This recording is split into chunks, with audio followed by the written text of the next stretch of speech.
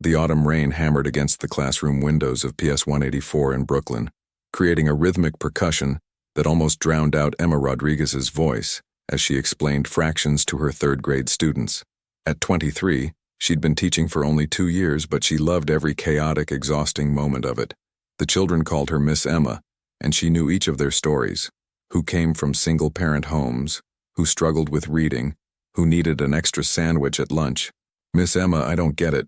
Little Marcus, ironically named, she'd think later, raised his hand, his brow furrowed in concentration. Emma smiled, her dark eyes warm with patience. Let me show you another way. She knelt beside his desk, her modest navy dress spreading around her knees, and began drawing circles on his paper. Her long black hair, pulled into a simple ponytail, fell over her shoulder as she leaned in. The school bell rang, releasing a flood of children toward the door. Emma stood, brushing chalk dust from her hands. Remember, practice problems for tomorrow. And Marcus, you're going to get this, I promise. As the last child disappeared down the hallway, Emma began erasing the chalkboard, her mind already on the evening ahead. Tuesday meant helping her younger sister Sophia with college applications, then maybe catching up on grading while her mother cooked dinner in their small apartment in Sunset Park. It was a simple life, predictable and safe, exactly what she'd always wanted. Her phone buzzed. Her mother's name flashed on the screen. Mama, what's wrong? Emma could hear the tears before her mother spoke. Emma, you need to come home. Now. It's your father.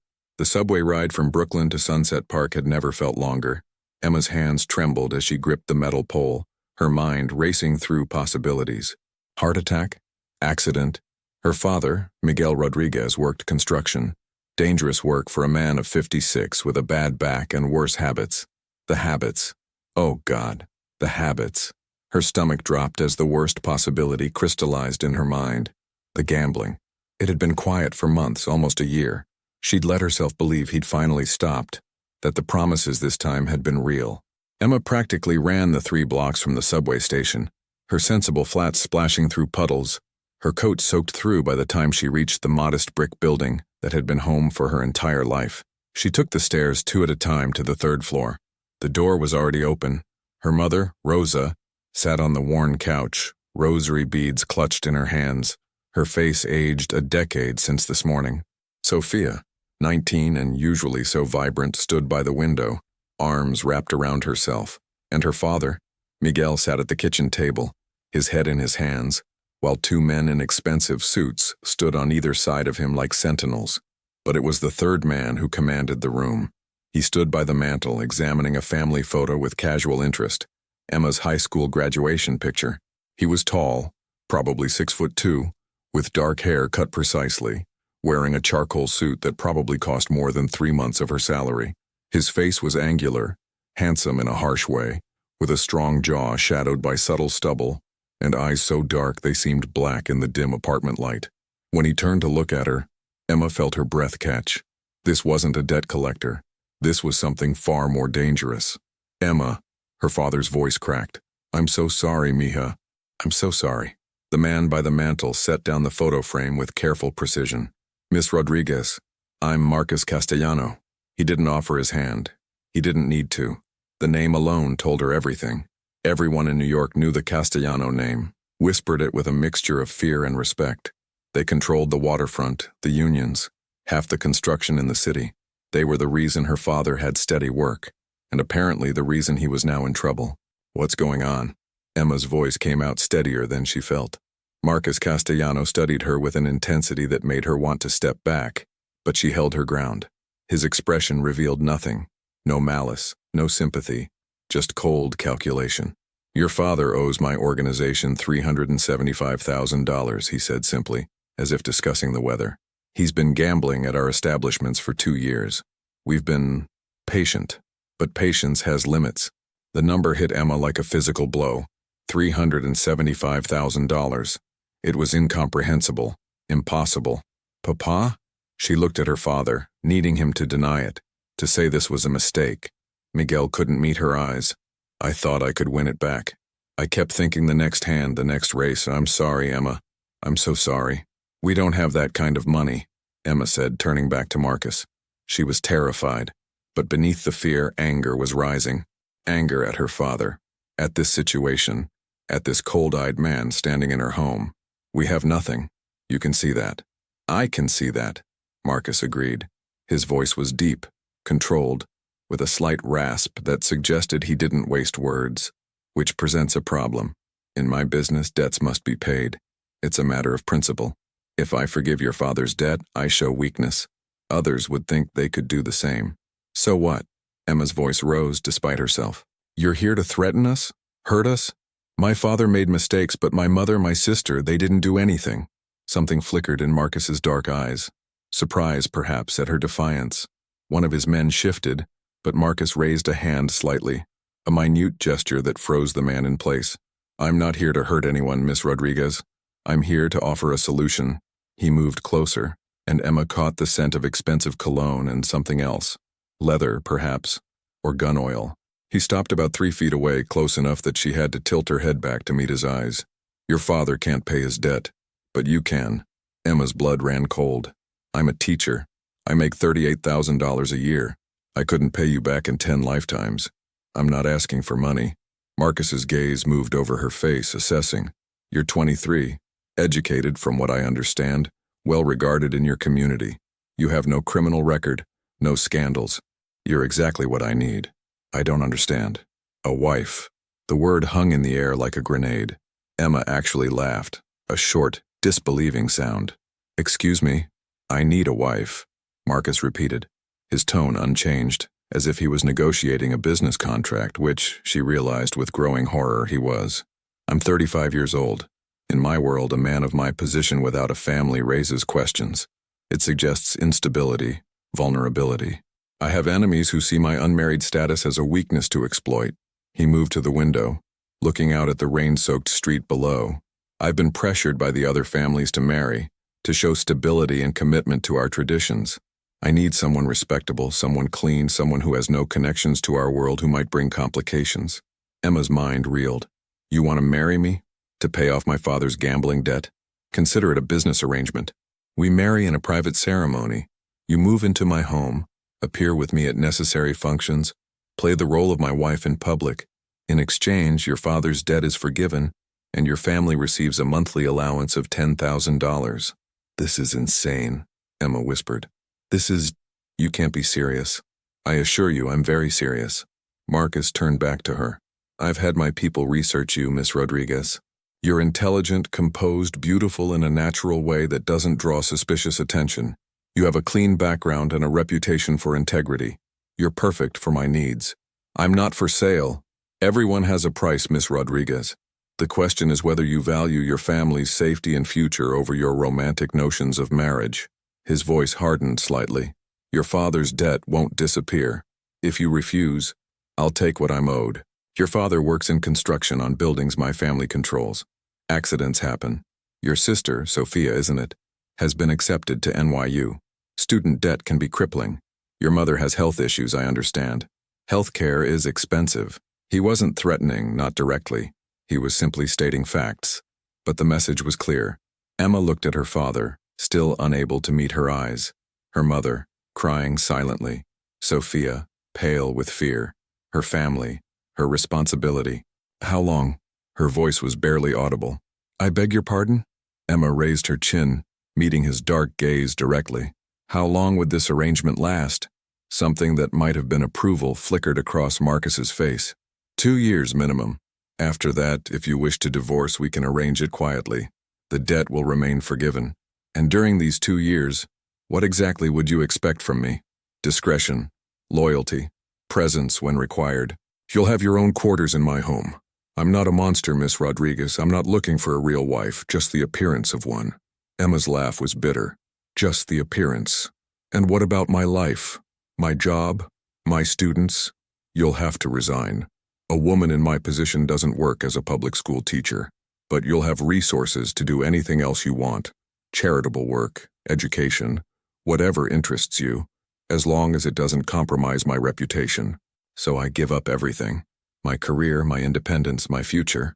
You save your family, Marcus corrected, and you gain security, wealth, protection. Many women would consider that a fair trade. I'm not many women. No, Marcus said quietly. studying her with those unreadable eyes. I can see that. Which is exactly why you're the one I want. Emma closed her eyes, feeling the weight of 3 sets of desperate eyes on her back, her family, waiting for her to save them from the destruction her father had brought upon them. It wasn't fair. It wasn't right. But since when had life been either? I need time to think, she said. You have until tomorrow evening. I'll return at 7 o'clock for your answer. Marcus pulled a card from his jacket pocket and placed it on the table. If you decide to accept, we'll begin arrangements immediately. The wedding would be in 2 weeks. 2 weeks? Emma's eyes flew open. I don't see the point in waiting. This is a business transaction, not a romance. He moved toward the door, his men following like shadows. He paused at the threshold, looking back at her. I understand this isn't what you wanted for your life, Miss Rodriguez, but I promise you this. I will honor our agreement. Your family will be protected and provided for. You will be treated with respect, and at the end of 2 years, if you choose to leave, you'll walk away with enough money to start whatever life you want. How generous, Emma said bitterly. It's fair, Marcus corrected. I don't cheat my business partners. Consider carefully, Miss Rodriguez. Tomorrow at 7. Then he was gone, taking his men and the oxygen in the room with him. The door closed with a soft click that sounded like a cell door locking. Emma stood frozen for a long moment before her father's sob broke through her paralysis. Emma, I'm so sorry, I never meant— Don't. Her voice was cold, a tone she'd never used with her father before. Don't you dare apologize. Do you understand what you've done? What you're asking me to do? You don't have to, Sophia said, finding her voice. Emma, you can't sacrifice yourself for his mistakes. If she doesn't, we're all at risk, Rosa said quietly, her rosary still clutched in her shaking hands. Men like that, they don't make empty threats. Emma looked at her mother, seeing the fear and resignation there. Rosa had grown up in the Bronx before it was gentrified, had seen what happened when people crossed the wrong families. I need air, Emma said abruptly. She grabbed her coat and fled the apartment, ignoring her mother's calls. The rain had softened to a drizzle. Emma walked without direction, her mind a chaos of emotions. Marriage, to a stranger, to a criminal, to a man who looked at her like a commodity, a solution to a problem. She found herself at the small park where she used to play as a child, sat on a wet bench beneath a dying oak tree. Her phone buzzed constantly, texts from her mother, from Sophia, but she ignored them all. What choice did she have? Really, if she refused, her father would face consequences she couldn't bear to imagine. Her mother might lose the only home she'd ever known. Sophia's college dreams would evaporate under the weight of fear and debt. And for what?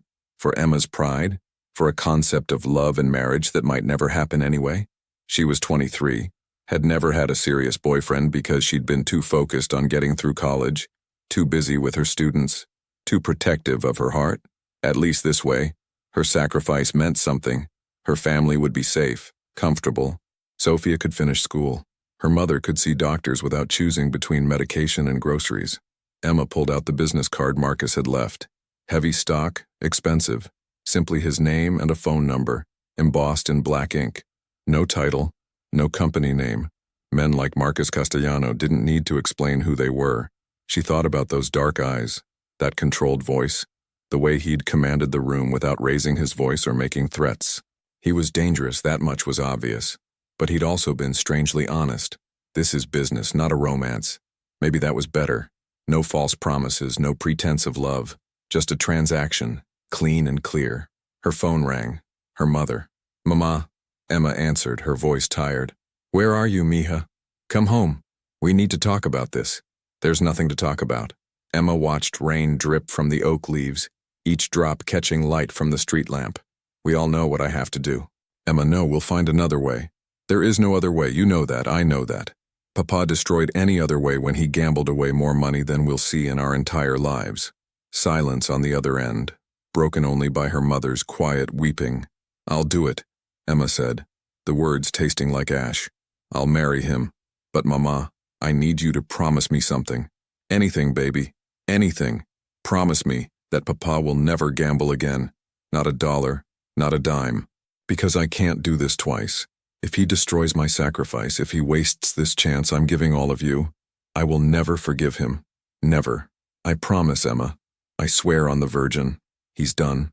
We're done with all of it. Emma wasn't sure she believed it. But what choice did she have?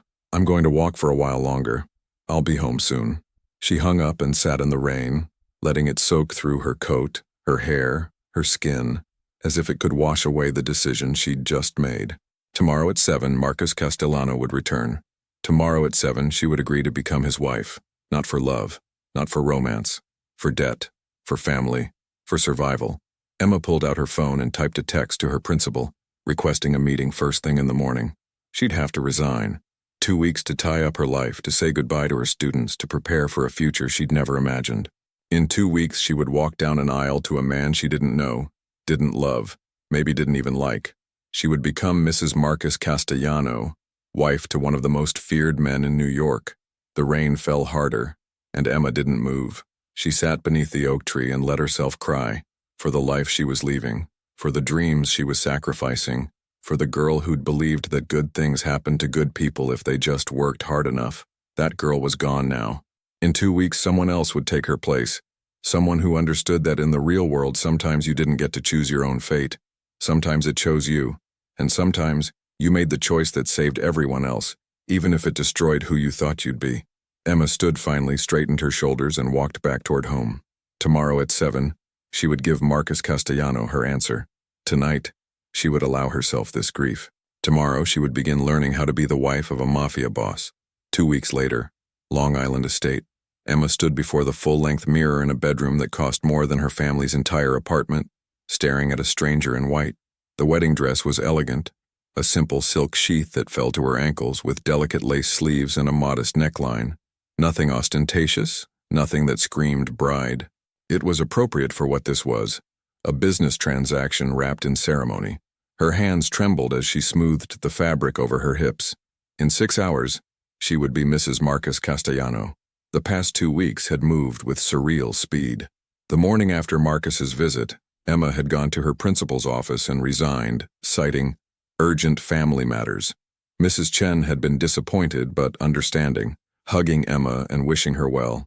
Saying goodbye to her students had been harder. Their confused faces when she told them Miss Emma wouldn't be coming back, little Marcus crying because he still didn't understand fractions, and who would help him now. Then had come the preparations orchestrated by Marcus's people. A woman named Donna, severe, efficient, somewhere in her 50s, had appeared at Emma's apartment with contracts, instructions, and a black credit card with Emma's name already embossed on it. Mr. Castellano wants you properly outfitted, Donna had said, her tone leaving no room for argument. You represent him now. Everything from this moment reflects on his reputation. Emma had been taken to boutiques in Manhattan where she'd never dared to enter. Boutiques without price tags because if you had to ask, you couldn't afford it. Her modest wardrobe of teacher clothes was deemed entirely inadequate. By the end of the first week, her closet contained more clothing than she'd owned in her entire life. Elegant dresses, tailored suits, shoes that cost more than her monthly rent. Marcus himself had been conspicuously absent. She'd seen him only once, 4 days ago when he'd summoned her to his office in Midtown, a sleek high-rise with no company name on the directory, just a floor number that required a special key to access. His office had been exactly what she'd expected, minimalist, expensive, with floor-to-ceiling windows overlooking the city. He'd been on the phone when she arrived, speaking in rapid Italian, his tone cold and commanding. He'd gestured for her to sit, finished his call, then looked at her with those unreadable dark eyes. You look well, he'd said. Donna says you've been cooperative. Did I have a choice? Emma had replied, unable to keep the edge from her voice. A slight smile had touched his lips, the first expression she'd seen from him besides cold calculation. No, but I appreciate cooperation nonetheless. He'd slid a folder across his desk. The prenuptial agreement. Read it carefully. Sign it if you agree. The prenup had been straightforward and surprisingly generous. In exchange for 2 years of marriage, Emma would receive a monthly allowance of $15,000, more than Donna had mentioned. At the end of 2 years, should she choose to divorce, she would receive a one-time payment of $2 million, provided she maintained absolute discretion about Marcus's business affairs. If she violated confidentiality, the penalties were severe enough to make Emma's stomach turn. $2 million, she'd said quietly. That's a lot of money to buy silence. It's a lot of money to buy 2 years of your life, Marcus had corrected. I believe in fair compensation, Miss Rodriguez. You're giving up your career, your freedom, your reputation. This ensures you can rebuild afterward if you choose to leave. If I choose to leave? Emma had looked up sharply. You mean if you let me leave? I'm not a jailer, Miss Rodriguez. When our agreement ends, you're free to go. I'll honor my word. He'd leaned back in his chair, studying her. You don't trust me. I don't know you. Fair enough. Trust takes time. For now, I'm asking you to trust the contract. Everything is legally binding. My attorney will answer any questions you have. Emma had signed. What else could she do? Now, staring at herself in the wedding dress, she wondered if she'd made a catastrophic mistake, but it was too late. Her family's debt was forgiven. Sophia was enrolled at NYU with all expenses paid. Her mother had already seen a cardiologist, top specialist in Manhattan, who'd adjusted her medications and scheduled a minor procedure that insurance had denied for years. The cost was Emma's freedom, and today she would pay it in full. A knock on the door pulled her from her thoughts. Come in. Donna entered, her sharp eyes assessing Emma from head to toe. You look perfect. Exactly the image Mr. Castellano wants. Glad I meet expectations, Emma said dryly. Donna's expression softened almost imperceptibly. For what it's worth, you could have done worse. Mr. Castellano is demanding, but he's fair. He protects what's his. I'm not his, Emma said quietly. I'm just borrowed. You'll be his wife in an hour. In our world, that means something. Donna held out a small box. From Mr. Castellano. He wanted you to have it before the ceremony. Emma opened the box. Inside lay a delicate diamond necklace, a single stone, flawless and substantial on a platinum chain. It was beautiful and probably worth more than her father's debt. It belonged to his mother, Donna said quietly. She died when he was 12. He doesn't give it lightly. Emma's hands shook as she lifted the necklace. This changed something, made it more real, more personal. She wanted to refuse it, but Donna was already fastening it around her neck, the diamond settling just above her collarbone. There, Donna said, stepping back. Now you're ready. Your family is already downstairs. The ceremony begins in 45 minutes. After Donna left, Emma took one last look at herself. The stranger in the mirror looked elegant, composed, expensive. Nothing like the Brooklyn teacher who'd graded papers in coffee-stained sweaters. This was who she was now. This was who she had to become. Emma descended the grand staircase of the estate, each step taking her closer to the rest of her life. The house was massive, a sprawling mansion in the Hamptons surrounded by manicured grounds and serious-looking men in dark suits who were obviously security. This was where the ceremony would take place, private and controlled. Her mother and Sophia waited in the foyer. Rosa rushed forward, tears already streaming down her face. Mija, you look so beautiful, so beautiful. Sophia hugged her tight, whispering in her ear, You don't have to do this. We can run, right now. Emma pulled back, forcing a smile. Where would we run that he couldn't find us? It's okay, Sophie. I'm okay. You're the bravest person I know, Sophia said fiercely. And if he hurts you, I'll kill him myself. Despite everything, Emma laughed. Please don't commit murder at my wedding. Her father stood apart, looking older than his years, broken. Emma hadn't spoken to him since that night 2 weeks ago. She wasn't sure she could forgive him. Wasn't sure she wanted to. Miguel approached hesitantly. Emma, don't, Emma said quietly. Just don't. Not today. He nodded, tears in his eyes, and stepped back. Donna reappeared. It's time. The guests are seated. Emma followed her down a hallway toward the back of the house, her heart pounding so hard she thought it might break through her ribs. Through the windows she could see white chairs arranged in neat rows on the lawn, filled with people she didn't know. Men in expensive suits, women dripping with jewelry, all of them strangers from Marcus's world. The ceremony would be outside, beneath an elaborate floral arch overlooking the Sound. The October day was crisp and clear, unseasonably warm, as if even the weather was cooperating with Marcus's plans. Music began, classical, elegant, impersonal. This is it, Donna said. Your mother and sister will be seated. You'll walk alone. Mr. Castellano is already at the altar. Walk alone. No father to give her away because she couldn't stomach the hypocrisy of Miguel handing her over to pay for his sins. Better to walk alone to make this choice, if it could be called a choice, on her own terms. Emma stepped through the French doors onto the lawn. All heads turned. She felt their eyes on her, assessing, judging, wondering who this nobody was that Marcus Castellano had chosen to marry. But she only saw him. Marcus stood beneath the floral arch in a black tuxedo that fit him like it was designed specifically for his body, which it probably was. His dark hair was perfectly styled, his strong jaw clean-shaven. He looked powerful, dangerous, and completely in control. His eyes locked onto hers, and Emma felt that same breathless sensation from their first meeting.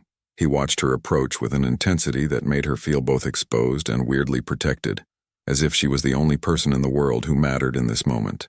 She forced herself to breathe, to keep walking, to not trip on the hem of her dress or betray the terror coursing through her veins. One step, then another, down the white runner toward the man who would become her husband. When she reached the arch, Marcus extended his hand. Emma hesitated for just a heartbeat before placing her hand in his. His grip was firm, warm, steadying. "You look beautiful," he murmured, so quietly only she could hear. It was the first compliment he'd ever given her, and she didn't know what to do with it. The officiant, a judge, Emma realized, someone who owed Marcus favors, began the ceremony. The words washed over her like water, meaningless and inevitable. She made her responses automatically, her voice steady even as her heart raced. Marcus's responses were equally steady, his deep voice carrying across the lawn with absolute certainty. He didn't stumble, didn't hesitate, as if this was just another business meeting. "The rings," the judge said. A man stepped forward, one of Marcus's inner circle, she assumed, holding a small velvet box. Marcus took out a ring, a platinum band with diamonds set into it, elegant and substantial. He lifted Emma's left hand, and for a moment his eyes met hers. Something flickered in those dark depths. Not love, certainly, but not complete indifference either. Recognition, perhaps. Acknowledgement of what they were both doing, what they were both sacrificing. He slid the ring onto her finger. It fit perfectly. Of course it did. Marcus Castellano didn't leave details to chance. Emma took the second ring, a simple platinum band, masculine and understated. Her hands shook slightly as she reached for Marcus's hand. His fingers were long, strong, with calluses that suggested he didn't just give orders. He knew how to use his hands for violence if necessary. She slid the ring onto his finger, and he closed his hand briefly around hers, a gesture that might have looked affectionate to the watching crowd, but felt more like a seal on their contract. "By the power vested in me by the state of New York," the judge intoned, "I now pronounce you husband and wife. You may kiss the bride." Emma's breath caught. They hadn't discussed this part. Stupid, she should have realized. Marcus's hand came up to cup her face, his thumb brushing her cheekbone with surprising gentleness. He leaned in slowly, giving her time to pull away if she wanted to. But where would that leave them? In front of all these people, his people, she couldn't humiliate him. His lips touched hers, soft and warm and brief. It was chaste, appropriate, nothing like what she'd imagined a wedding kiss would be. But it sent electricity through her anyway, made her realize with startling clarity that this was real. This man was her husband now. When he pulled back, something in his eyes had changed. Darker, more intense, almost possessive. The guests applauded. Marcus kept his hand on the small of Emma's back as they turned to face the crowd, presenting themselves as husband and wife. Emma forced a smile, playing her part, while her mind screamed that this was insane. All of this was insane. The reception was held inside the mansion, in a ballroom that probably hadn't been used in years but had been transformed into something out of a magazine spread. Crystal chandeliers, elaborate floral arrangements, tables set with china and crystal that Emma was afraid to touch. Marcus kept her close, his hand always on her back, her elbow, her waist, introducing her to an endless stream of people whose names she immediately forgot. Serious men who assessed her like a new acquisition. Women who smiled with their mouths but not their eyes, clearly wondering what was so special about this nobody from Brooklyn. "Smile," Marcus murmured in her ear as they moved through the crowd. "You're supposed to be happy. I'm supposed to be a lot of things I'm not," Emma muttered back. She felt his chest move with what might have been a laugh. "Fair enough. Just try not to look like you're attending a funeral." "Aren't I?" She looked up at him. "The funeral of my old life?" His expression grew serious. "That's dramatic." "It's accurate." Before Marcus could respond, a man approached, older, probably in his 60s, with silver hair and eyes like ice chips. The crowd seemed to part for him automatically. "Marcus," the man said, his voice carrying weight and authority. Congratulations on your marriage. Thank you, Don Salvatore. Marcus's tone was respectful, but not subservient. Emma, this is Salvatore Vitale. He's a family friend. Emma recognized the name. Salvatore Vitale was the head of one of the 5 families that controlled organized crime in New York. If Marcus was powerful, this man was a king. Mrs. Castellano. Salvatore took her hand, raising it to his lips in an old-world gesture. You're even lovelier than described. Marcus is a fortunate man. Thank you, Emma managed, acutely aware that this man's goodwill might be the only thing keeping her alive if she ever crossed Marcus. I trust this marriage will bring stability to our endeavors, Salvatore continued, looking at Marcus. A man with a family has roots, commitments. It's good to see you finally settled. That was the goal, Marcus said smoothly. After Salvatore moved away, Emma leaned close to Marcus. Was that approval or a threat? Both, Marcus said quietly. In our world, they're usually the same thing. The reception continued for hours. Emma smiled until her face hurt, accepted congratulations from people who didn't care about her, and tried not to think about what came after. The dancing, the cake cutting, the endless photographs. All of it felt like a performance for an audience that knew the truth but pretended otherwise. Finally, as the sun began to set over the sound, Marcus led her away from the crowd. They walked through the mansion to a private wing, away from the noise and scrutiny. This is the master suite, Marcus said, opening a set of double doors. It's yours now. The room was enormous, larger than Emma's entire apartment had been. A massive bed dominated the space, draped in expensive linens. Floor-to-ceiling windows overlooked the water. Everything was elegant, tasteful, and completely impersonal. Where's your room? Emma asked. The suite next door, connected through here. Marcus indicated a door she hadn't noticed. I can lock it from either side if you prefer privacy. Emma looked at him sharply. You said this was just for appearance. It is. I'm not a monster, Emma. I don't force women. He loosened his tie, and she caught a glimpse of his throat, the strong column of his neck. We're married legally, but that doesn't mean I won't demand anything you're not willing to give. How generous, Emma said, unable to keep the sarcasm from her voice. Marcus's jaw tightened. I'm trying to be decent here. You bought me, Emma shot back, all the fear and anger from the past 2 weeks erupting. You bought me like a piece of property to solve your reputation problem, and now you want credit for not raping me on our wedding night? Forgive me if I don't fall over with gratitude. He moved fast, one moment across the room, the next standing inches from her, his dark eyes blazing with an emotion she'd never seen from him. Anger, yes, but something else underneath, something that looked almost like hurt. I didn't buy you, he said, his voice low and dangerous. Your father sold you. I gave you a choice. Some choice. My family's safety or my freedom. That's not a choice, that's extortion. Would you rather I'd taken your father's fingers, his life, your sister's future? Marcus leaned closer, and Emma refused to back away. I offered you a way out that saved everyone. If that makes me a monster, fine. But don't pretend you didn't know exactly what you were agreeing to. They stood there, breathing hard, the air between them electric with tension.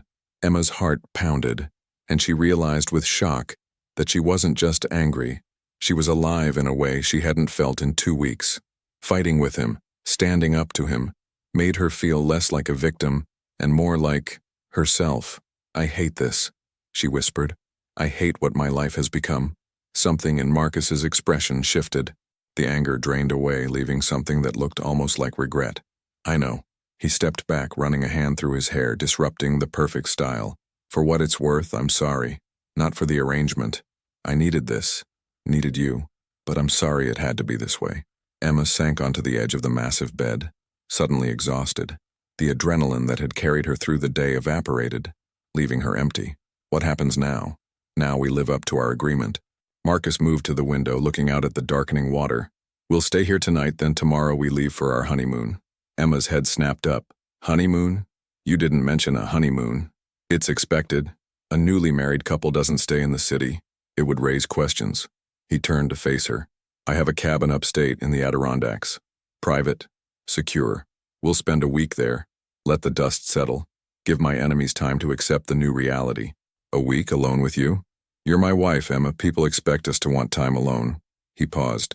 Don't worry, the cabin has multiple bedrooms. I'll give you space. Emma laughed bitterly. Space in a cage is still a cage? Maybe. But it's a comfortable cage and it's temporary. Marcus moved toward the connecting door. Get some rest. We leave early tomorrow. Your things have already been packed. Of course they have. God forbid I have control over anything. He paused at the door, looking back at her.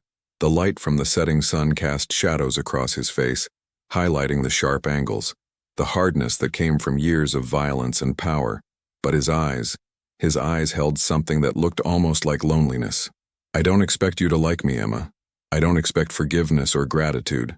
But I do expect you to honor our agreement. Play your part, and in 2 years, you'll be free, richer, protected, able to start fresh. That's more than most people get. Lucky me, Emma whispered. After he left, Emma sat alone in her elegant cage, still wearing her wedding dress, the diamond necklace, his mother's necklace, heavy around her throat. Through the window, she could see the last guests leaving the property, a convoy of expensive cars disappearing into the night.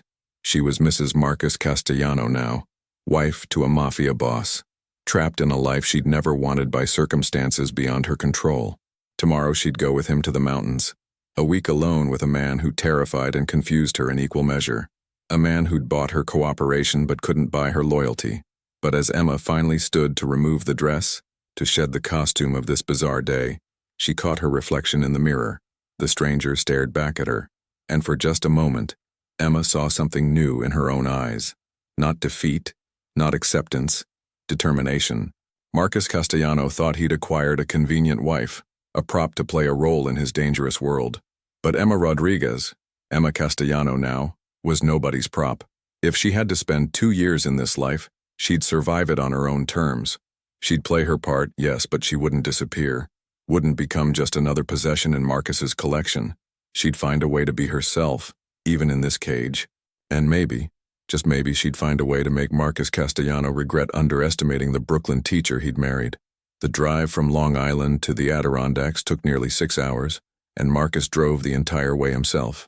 No driver, no bodyguards following in a second car. Just the two of them in his black Range Rover, cutting through the autumn landscape as the city fell away behind them. Emma had expected awkward silence, but Marcus surprised her by playing music. Classical mostly, though occasionally jazz would filter through the speakers. He didn't try to make conversation, and she was grateful for that. After the performance of yesterday's wedding, she needed the quiet to process everything that had happened. She watched the scenery change as they drove north. The urban sprawl gave way to suburbs, then small towns, then increasingly dense forests painted in brilliant oranges, reds, and golds. It was beautiful in a way that made her chest ache. She'd never been this far from the city, had never seen autumn like this. "You've never been upstate before?" Marcus asked, breaking the silence as he noticed her staring out the window. "No, we couldn't afford vacations, and when I was in college I worked summers to help with tuition." Emma glanced at him. "I'm guessing that's not a problem you've ever had." "Different problems," Marcus said quietly. "Money doesn't solve everything." Emma almost laughed. "Easy to say when you have it." "True." He didn't argue, didn't defend himself, just acknowledged the truth and fell silent again. They stopped once for gas at a small station surrounded by nothing but trees. Emma went inside to use the bathroom and buy coffee. When she returned, Marcus was leaning against the Range Rover, phone to his ear, his voice low and harsh as he spoke in Italian. His whole posture had changed, tense, coiled, dangerous. He saw her and ended the call abruptly. "Everything okay?" "Fine. Coffee?" She held out one of the cups she'd bought. Marcus took it, looking surprised. "Thank you." They drank in silence while the tank filled. Emma noticed how Marcus's eyes constantly scanned their surroundings, never still, always alert. Even here, miles from anywhere, he couldn't fully relax. "Are we in danger?" she asked quietly. "Always," he said simply, "but less here than in the city. That's why we came." The cabin appeared as they rounded a curve in the narrow mountain road. But calling it a cabin was like calling Marcus's mansion a house. It was a sprawling structure of wood and stone, built into the hillside overlooking a pristine lake that reflected the surrounding peaks like a mirror. "This is your idea of a cabin?" Emma breathed as Marcus pulled into the gravel drive. "It serves its purpose. Private, secure, no neighbors for 5 miles in any direction." He killed the engine and looked at her. "You can scream up here and nobody will hear you." Emma's blood ran cold until she saw the slight quirk of his lips. Was he actually joking? "That's not funny." "Little bit funny." Marcus said, and climbed out of the vehicle. The interior was exactly what Emma had come to expect from Marcus. Expensive, tasteful, masculine. Leather furniture, a massive stone fireplace, floor-to-ceiling windows that brought the forest inside. The kitchen was state-of-the-art stainless steel and granite. Everything was clean, maintained, ready for use despite the obvious isolation. "How often do you come here?" Emma asked, setting down her purse. "Not often enough. Maybe 3 or 4 times a year when I need to think." Marcus carried their bags up the stairs. "Master bedroom is at the end of the hall. 2 guest rooms on the left. Take whichever you prefer." Emma followed him up. The master bedroom was stunning. A huge bed facing windows that overlooked the lake. An ensuite bathroom with a soaking tub that could fit 3 people. But it was clearly Marcus's space, decorated in dark woods and deep blues. "I'll take a guest room," she said. If Marcus was disappointed, he didn't show it. He simply nodded and carried her bags to the room next door. Still beautiful, still luxurious, but smaller, more neutral. "There's food in the kitchen. I had someone stock it before we arrived. Make yourself at home." "This isn't my home," Emma said quietly. Marcus paused in the doorway. "For the next week it is. Try to relax, Emma. Nobody's watching here. Nobody's judging. You don't have to perform." After he left, Emma explored her room, then ventured into the bathroom to wash her face. She looked tired, she realized, dark circles under her eyes from poor sleep. Mrs. Marcus Castellano stared back at her from the mirror, still a stranger. She changed into jeans and a sweater, her own clothes, not the expensive things Donna had bought her, and felt more like herself. If she was trapped here for a week, she might as well be comfortable. Downstairs, she found Marcus in the kitchen, surprisingly, cooking. He'd changed, too, into dark jeans and a charcoal Henley that showed off his powerful build. His sleeves were pushed up, revealing forearms marked with old scars and what looked like the edge of a tattoo. "You cook?" Emma asked, startled. "I survive," Marcus said, not looking up from the vegetables he was chopping with professional precision. "My mother taught me before she died. She said a man who can't feed himself is weak." Emma leaned against the counter, watching him work. "You never talk about her." "Not much to say. She died when I was 12. Cancer." His knife moved rhythmically, each cut perfect. "My father raised me after that. He taught me everything else. The business, the rules, how to survive in our world." "Is he still alive?" "No, he was killed when I was 23. Rival family, territorial dispute. They left him in the street like garbage." Marcus's voice remained steady, but Emma saw his knuckles whiten around the knife handle. "I spent 2 years hunting down everyone responsible. That's when I became what I am now."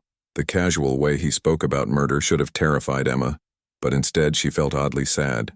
"You were 23. That's how old I am now." "I know." Marcus finally looked at her, his dark eyes unreadable.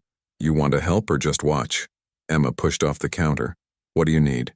They cooked together in surprisingly comfortable silence. Marcus made pasta from scratch. Actually from scratch, mixing flour and eggs with his hands, kneading the dough with practiced ease. Emma prepared a salad and garlic bread, following his terse instructions. It felt surreal, domestic, nothing like what she'd expected from this week. They ate at the large wooden table overlooking the lake as the sun set, painting the water gold and orange. Marcus poured wine, expensive of course, and they ate the simple meal in silence broken only by the crackling fire he'd built in the fireplace. "This is good," Emma admitted finally. "The pasta, it's really good. My mother's recipe." Marcus refilled her wineglass. "She was from Sicily. Cooking was sacred to her even when we didn't have much money." "You didn't have money?" Emma was surprised. "Not always. My father was a soldier when I was born, not a boss. We lived in a tiny apartment in Queens. I remember being hungry sometimes before he moved up the ranks." Marcus leaned back, wineglass in hand. "People think we're born into wealth. Some are, but most of us fight for every inch." Emma studied him in the firelight. He looked different here, less controlled, more human. The hard edges were still there, but softened somehow by the casual clothes, the domestic setting, the wine. "Why me?"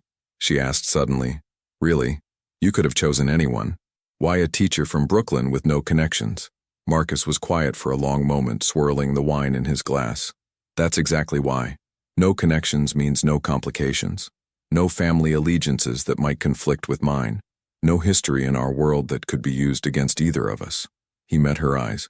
"And because when I had you investigated, Every single person said the same thing.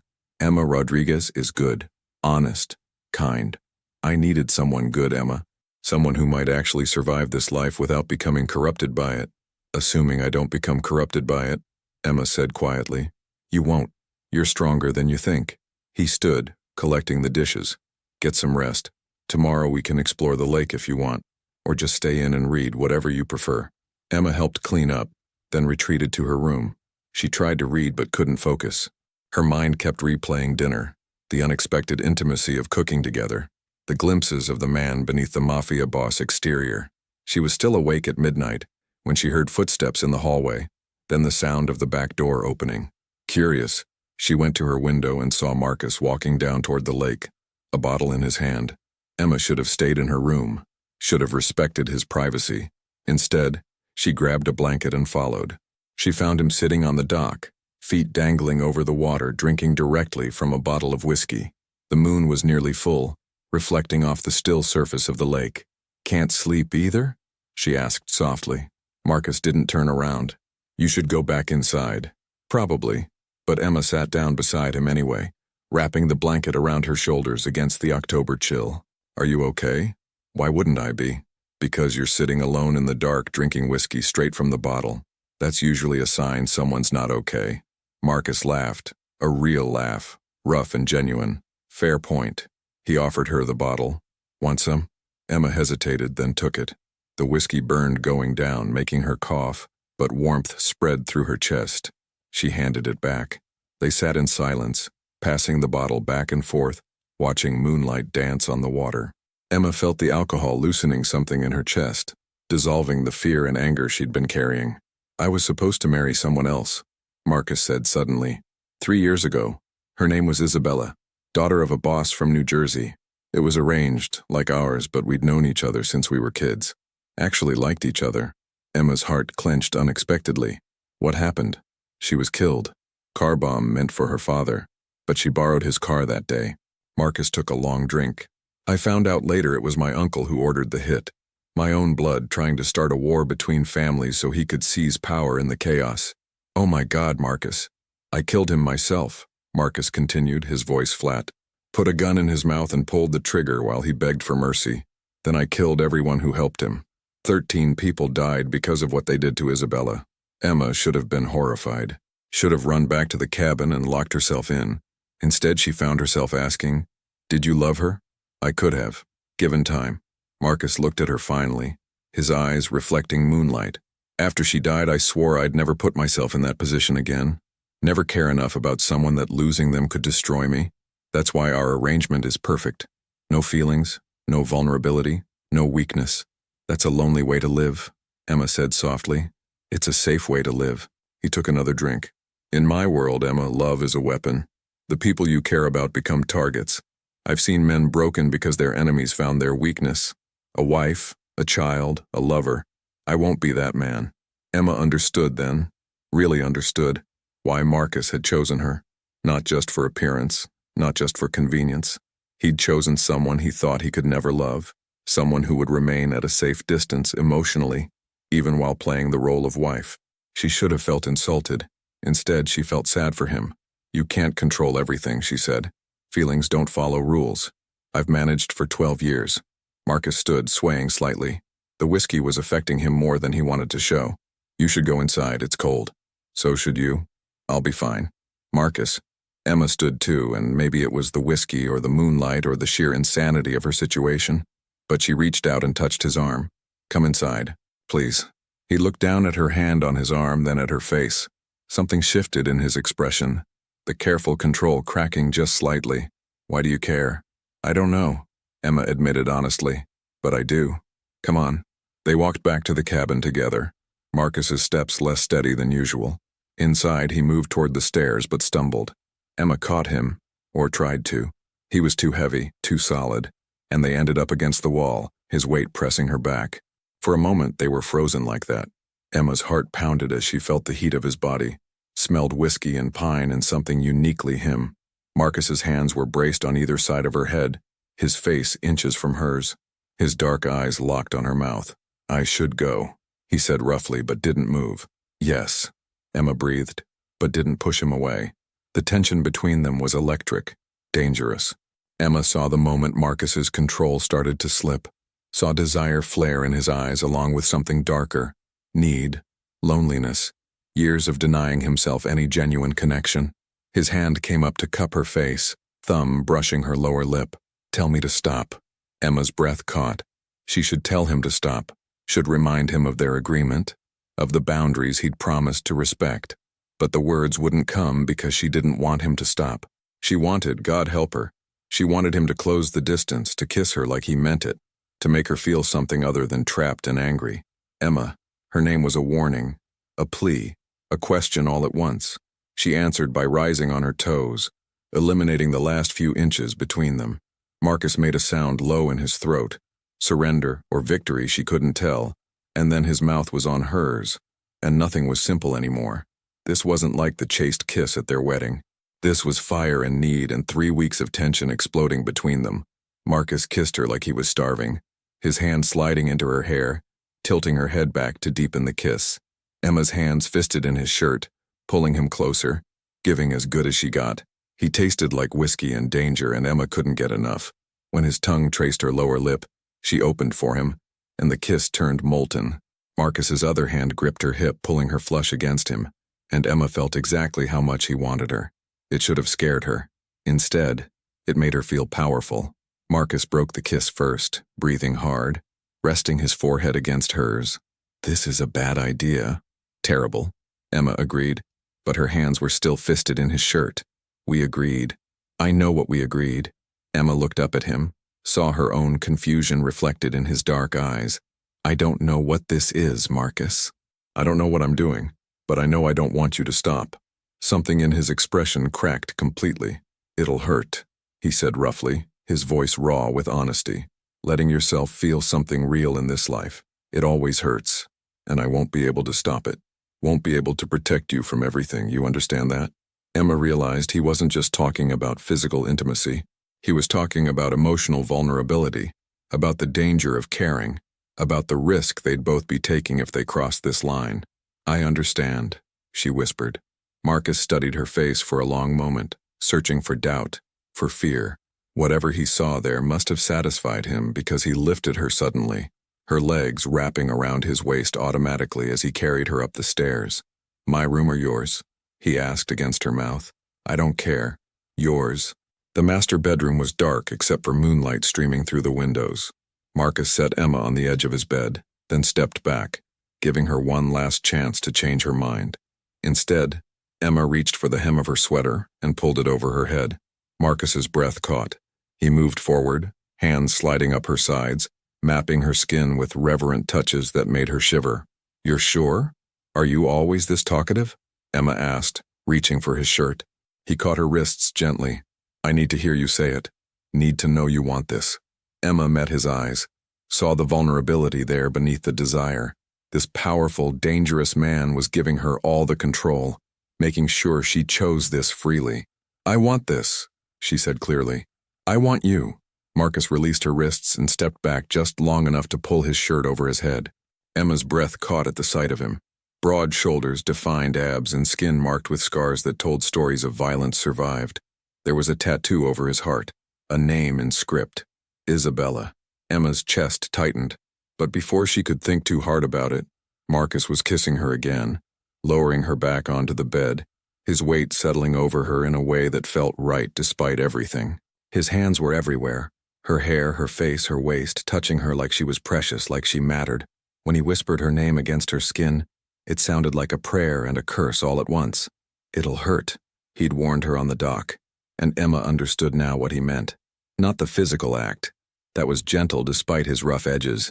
Marcus's touch careful and patient as he learned what made her gasp, what made her cling to him. The hurt came from the intimacy of it, from feeling the walls around her heart cracking, from realizing that this cold, dangerous man was treating her like she mattered, like she was more than a business arrangement. The hurt came from the terrifying possibility that she might actually start to care about him.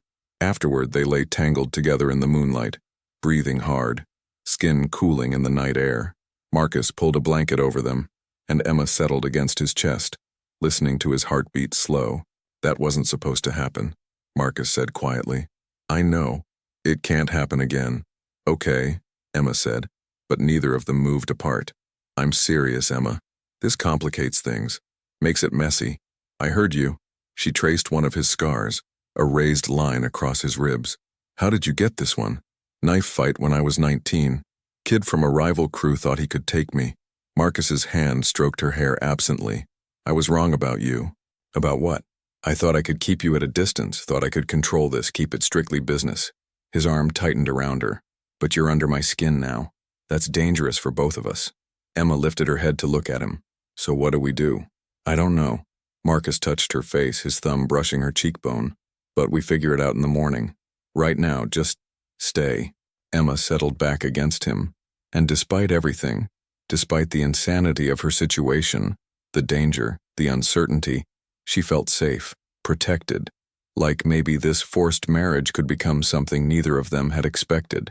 She fell asleep to the sound of Marcus's heartbeat and the distant cry of an owl in the forest. When Emma woke, dawn was just breaking over the mountains, painting the lake in shades of pink and gold. Marcus's arm was still around her, his breathing deep and even in sleep. She studied his face, seeing how much younger he looked without the hard mask of control he wore when awake. Her phone buzzed on the nightstand. Emma carefully reached for it, trying not to wake Marcus. 3 missed calls from Donna. 2 texts from numbers she didn't recognize. Then a final text that made her blood run cold. Tell your husband Victor Rossi sends his regards.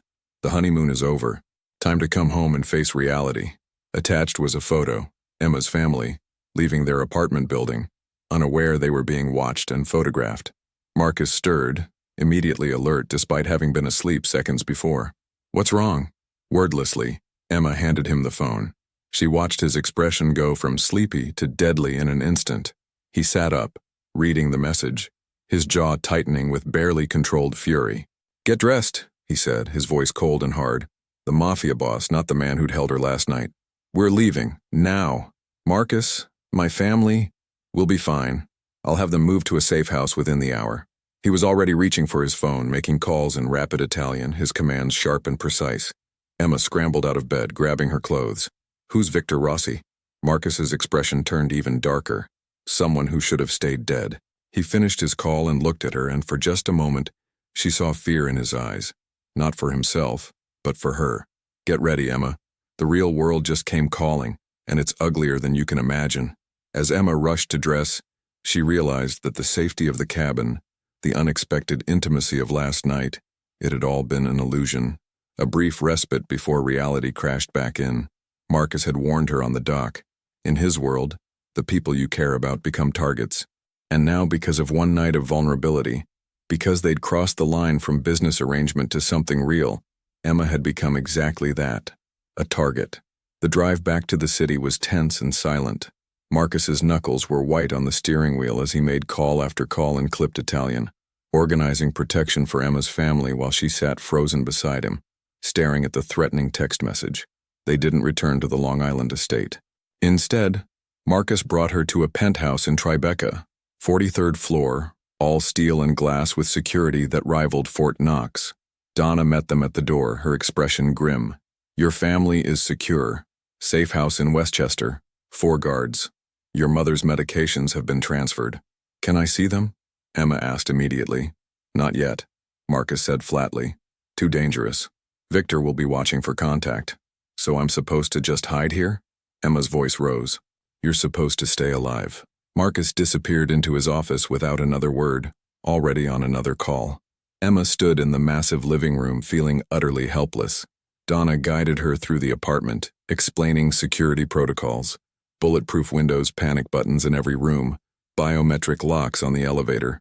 It felt like a prison, however luxurious. Hours passed. Marcus remained locked in his office with various hard-looking men who assessed Emma with cold curiosity as they came and went.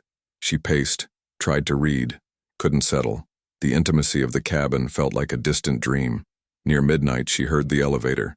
Marcus stepped out, his white shirt splattered with blood, his knuckles raw and split. He looked exhausted and utterly remote. Are you hurt? Emma approached carefully. Not my blood. He moved past her toward his bedroom. Go to sleep. But Emma followed him to his bathroom where he stood washing blood from his hands. Without asking permission, she took one of his damaged hands and began cleaning it with a warm cloth. "What are you doing?"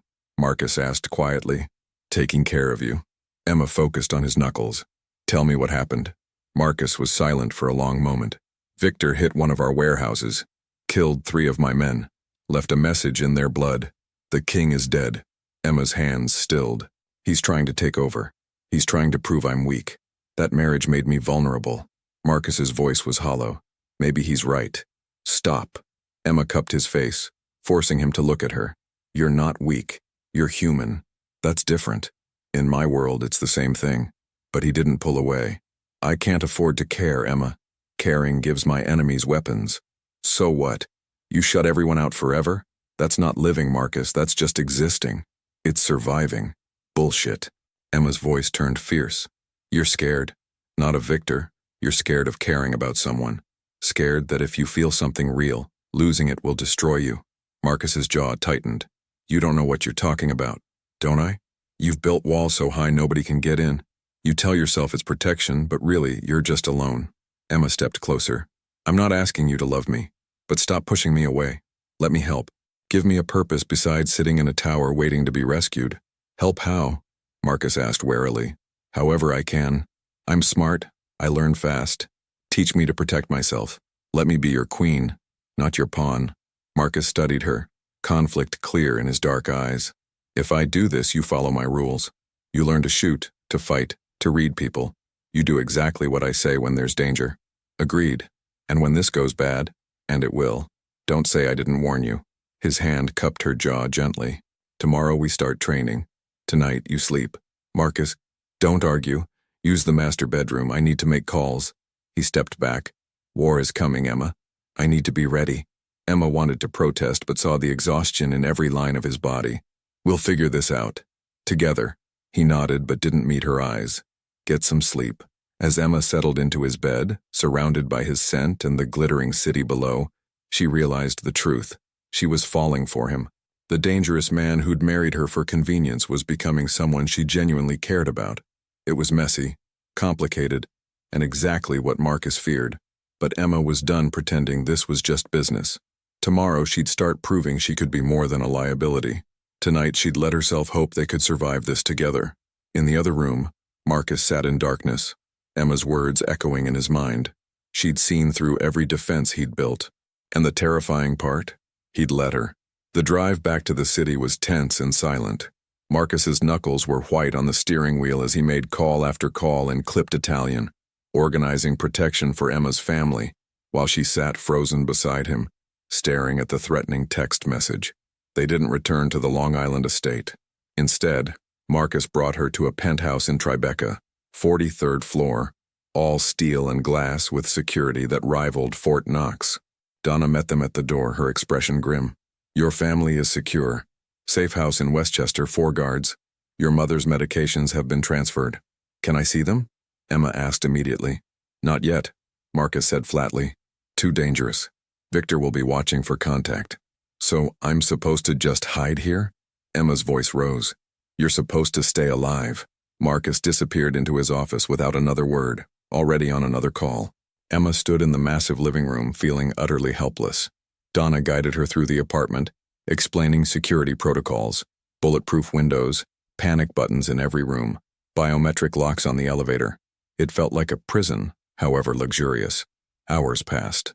Marcus remained locked in his office with various hard-looking men who assessed Emma with cold curiosity as they came and went. She paced, tried to read, couldn't settle. The intimacy of the cabin felt like a distant dream. Near midnight, she heard the elevator. Marcus stepped out, his white shirt splattered with blood, his knuckles raw and split. He looked exhausted and utterly remote. "Are you hurt?" Emma approached carefully. "Not my blood." He moved past her toward his bedroom. "Go to sleep." But Emma followed him to his bathroom where he stood washing blood from his hands. Without asking permission, she took one of his damaged hands and began cleaning it with a warm cloth. "What are you doing?" Marcus asked quietly. "Taking care of you." Emma focused on his knuckles. "Tell me what happened." Marcus was silent for a long moment. "Victor hit one of our warehouses, killed 3 of my men, left a message in their blood. The king is dead." Emma's hand stilled. "He's trying to take over. He's trying to prove I'm weak. That marriage made me vulnerable. Marcus's voice was hollow. Maybe he's right. Stop. Emma cupped his face, forcing him to look at her. You're not weak, you're human, that's different. In my world, it's the same thing. But he didn't pull away. I can't afford to care, Emma. Caring gives my enemies weapons. So what? You shut everyone out forever? That's not living, Marcus. That's just existing. It's surviving. Bullshit. Emma's voice turned fierce. You're scared, not of Victor. You're scared of caring about someone. Scared that if you feel something real, losing it will destroy you. Marcus's jaw tightened. You don't know what you're talking about, don't I? You've built walls so high nobody can get in. You tell yourself it's protection, but really you're just alone. Emma stepped closer. I'm not asking you to love me, but stop pushing me away. Let me help. Give me a purpose besides sitting in a tower waiting to be rescued. Help how? Marcus asked warily. However I can. I'm smart, I learn fast. Teach me to protect myself. Let me be your queen, not your pawn. Marcus studied her, conflict clear in his dark eyes. If I do this, you follow my rules. You learn to shoot, to fight, to read people. You do exactly what I say when there's danger. Agreed. And when this goes bad, and it will, don't say I didn't warn you. His hand cupped her jaw gently. Tomorrow we start training. Tonight you sleep. Marcus, don't argue. Use the master bedroom. I need to make calls. He stepped back. War is coming, Emma. I need to be ready. Emma wanted to protest but saw the exhaustion in every line of his body. We'll figure this out. Together. He nodded but didn't meet her eyes. Get some sleep. As Emma settled into his bed, surrounded by his scent and the glittering city below, she realized the truth. She was falling for him. The dangerous man who'd married her for convenience was becoming someone she genuinely cared about. It was messy, complicated, and exactly what Marcus feared. But Emma was done pretending this was just business. Tomorrow she'd start proving she could be more than a liability. Tonight she'd let herself hope they could survive this together. In the other room, Marcus sat in darkness, Emma's words echoing in his mind. She'd seen through every defense he'd built, and the terrifying part, he'd let her. 3 months later, winter in New York. Emma's hands no longer shook when she held a gun. Her aim was precise, her stance confident as she fired at the target in Marcus's private range. 3 shots, tight grouping, center mass. Better, said Rico, Marcus's head of security, grudging approval in his voice. You might actually survive now. Emma had spent 3 months transforming herself. Early mornings training with Rico, shooting, hand-to-hand combat, tactical awareness. Afternoons shadowing Donna, learning the organization's legitimate businesses, understanding how money moved through Marcus's empire. Evenings with Marcus when he wasn't handling Victor's escalating attacks, learning to read people, to spot threats, to think like someone who lived in shadows. She wasn't the scared Brooklyn teacher anymore. She was becoming something else entirely. Marcus watched from the observation room, his expression unreadable. Since the cabin, they'd maintained careful distance, sleeping in separate rooms, keeping interactions professional, but the tension between them was constant, electric, impossible to ignore. There's an event tonight, Marcus said as they left the range. Charity gala. Several family heads will attend. I need you there. Finally letting me out of the tower? Emma asked dryly. Victor's been quiet for 2 weeks. That worries me more than his attacks. Marcus's jaw tightened. He's planning something big. I need all my pieces in position. Your pieces? Emma stopped walking. Is that what I am? Marcus turned to face her, something dangerous flickering in his dark eyes. You wanted to be involved. This is what involvement looks like. The gala was at the plaza, glittering with New York's elite and its criminal underbelly dressed in tuxedos and designer gowns. Emma wore emerald silk that Marcus had chosen himself, his mother's diamond necklace at her throat. Stay close to me, Marcus murmured as they entered. His hand rested possessively on her lower back. And if anything feels wrong, you get to the car. No arguments. But Emma had learned to read rooms now, to spot the subtle tells Marcus had taught her. And something was definitely wrong. Too many unfamiliar faces. Security positioned strangely. A waiter who watched them too intently. Marcus, she said quietly. 3 o'clock. The waiter. His eyes flicked over.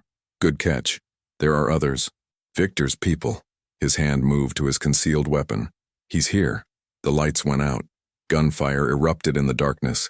Emma dropped instinctively, just as Rico had trained her, reaching for the small pistol strapped to her thigh beneath the gown. Marcus's body covered hers, protective and solid. "Stay down," he commanded, but Emma saw the shadow moving toward them, saw the glint of metal. "Behind you!" Marcus spun, firing twice. The attacker dropped. More muzzle flashes in the darkness. Screaming. Chaos. "The service exit," Emma said, remembering the floor plans Donna had made her memorize. "East side, through the kitchen." Marcus looked at her sharply, then nodded. "Lead." They moved through the panic, Emma navigating by memory and instinct. Marcus covered their backs, his shooting precise and lethal. They burst through the kitchen where more of Victor's men waited. The fight was brutal and fast. Marcus took down 2, but a third came at Emma. 3 months of training took over. She sidestepped, struck his throat, used his momentum to send him crashing into a steel counter. Her gun came up steady, aimed at his head. "Emma, don't," Marcus said quietly. "You don't want that weight." But Emma had already lowered the weapon. "He's down, that's enough." They made it to the service exit where Rico waited with the car already running. As they sped away, sirens wailing in the distance, Marcus turned to Emma. "You saved my life," he said, something like wonder in his voice. "We saved each other." Emma met his eyes. "That's what partners do." Marcus pulled her close suddenly, kissing her hard and desperate. "When I thought you might get hurt." He stopped, his forehead against hers. "I can't lose you, Emma, I can't." "Then stop trying to." Emma kissed him back. "I'm not going anywhere." 2 weeks later, Victor Rossi's body was found in the Hudson. No one claimed responsibility, but everyone knew. The war was over. Emma stood in Marcus's penthouse watching snow fall over the city. His arms came around her from behind, familiar and warm. "The commission met today," he said quietly. "They've officially recognized you as my partner in the organization. Not just my wife, my equal." Emma turned in his arms. "And what do you recognize me as?" Marcus smiled. A real smile, rare and precious. "Everything I never knew I needed. My queen, my partner." He kissed her softly. "My love." "Took you long enough to figure that out?" Emma teased. "I'm a slow learner." His expression grew serious. "Our 2-year agreement ends in 18 months. You're free to leave if you want. I'll honor every term." Emma touched his face, this dangerous man who'd become her whole world. "I'm already free, Marcus. I choose to stay. I choose you. Even knowing what this life costs, especially knowing that." Emma kissed him. "We face it together. No more walls, no more distance. Just us." Marcus held her as snow blanketed the city. 2 people who'd started as strangers bound by debt and ended as partners bound by something far stronger. Love forged in fire, tested by violence, and proven through surrender. Emma had come to this life as a sacrifice. She stayed as a queen who'd claimed her throne.